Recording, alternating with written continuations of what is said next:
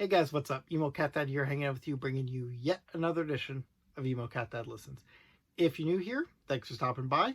What I do is every day of 2024, I vow to check out a new band or artist. I check out 4 songs from across their discography, give you my initial thoughts on the songs, give you my ranking of songs, and of course my overall thoughts on the artist based on what I just heard.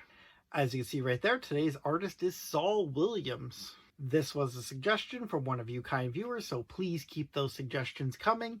Get in those comments now. Give me artists or bands that I absolutely need to check out, so I can thank you on a future episode of this for introducing me to such a cool band or artist, which has happened quite frequently, so please keep those coming. So what do I know about Saul Williams going into this? I don't think I've ever had any experience with this artist. I might be wrong. I was told by the suggester that Saul Williams is an alternative hip-hop artist. I do dabble in a little bit of hip-hop, and when I do, it tends to be of the alternative variety. So definitely excited to see what Saul Williams has in store for me personally. That being said, I honestly don't know what realm of alternative this is going to fall into.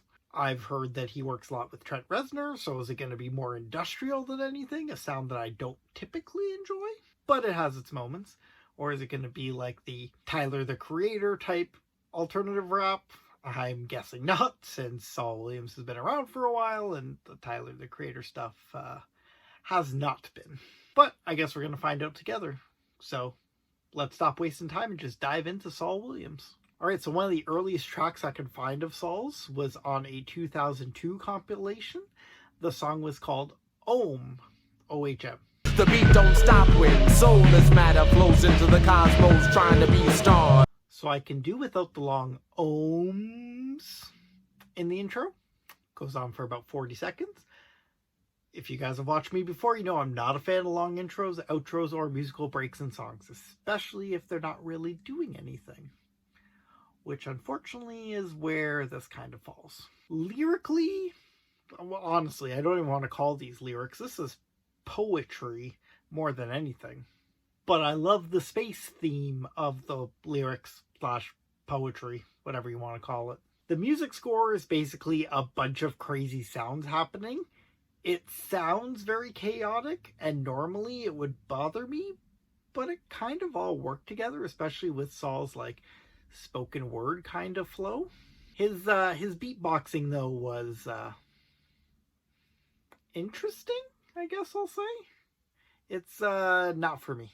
It looks like when Saul started getting some attention was on his 2004 self-titled album. And from that album, I checked out List of Demands, Reparations. I got a list of demands written on the palm of my hands. I'm on my list and you gonna know. This is like noise rock. I am very, very surprised at this. There's still some hip-hop flow, but this isn't anything like I expected. There's a spoken word portion. I think it basically kind of acts as a bridge, which spoken word I'm kind of iffy on. It does work here, but what I found most interesting was the background music was just basically someone going wah, wah, over and over again. It really worked for me. And the lyrics, of course, are amazing. This is what I would consider more of a straight up song. Love this track. I hope Saul has more like this in store for us. Next up, I checked out a track from Saul's album, The Inevitable Rise and Liberation of... I'm not saying that. Rhymes with Ziggy, Stardust. The white lines only separate me from me. You hydroplane and full stocks. Okay, this is straight up poetry to a beat. The first track was very poetry driven. The last track was, like I said, what I would consider more of a musical song. This is kind of a combination of the two. The chorus is super clean and sounds great. The verses have auto-tune over top, but it's like a booming auto-tune to be like it's a powerful being saying it. God, maybe? I dug it. So this was a track that Trent Reznor produced, and you could tell. His fingerprints are all over the music of this.